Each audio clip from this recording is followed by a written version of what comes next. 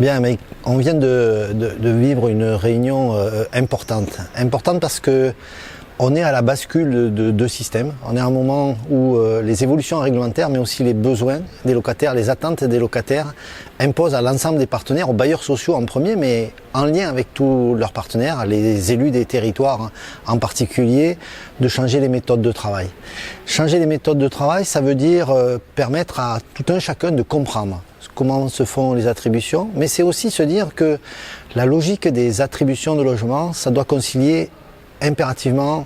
deux éléments. Le premier, c'est de faire en sorte que les personnes qui en ont le plus besoin puissent être logées. Les personnes qui en ont le plus besoin, c'est les personnes fragilisées, mais c'est aussi des salariés qui ont besoin de trouver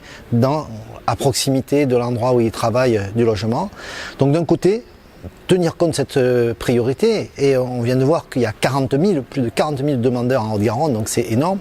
Et d'un autre côté, veiller à ce que, au fur et à mesure que des logements se libèrent, que des personnes arrivent, on veille à l'équilibre des territoires, l'équilibre des quartiers et l'équilibre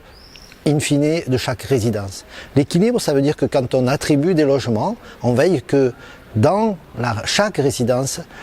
il y a un équilibre social avec des personnes ayant des revenus élevés, d'autres ayant moins de revenus, d'autres plus en difficulté. On veille à l'équilibre générationnel avec des seniors, des jeunes, et qu'en fait on cherche à avoir des résidences, des quartiers qui vivent bien.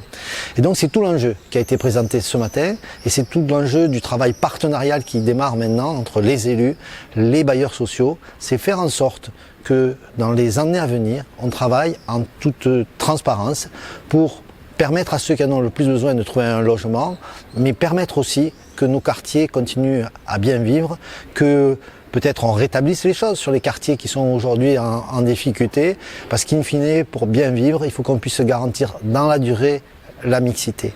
C'est in fine le rôle des bailleurs sociaux. Le rôle des bailleurs sociaux, c'est d'assurer un service public au service des territoires, et c'est le travail qui démarre aujourd'hui.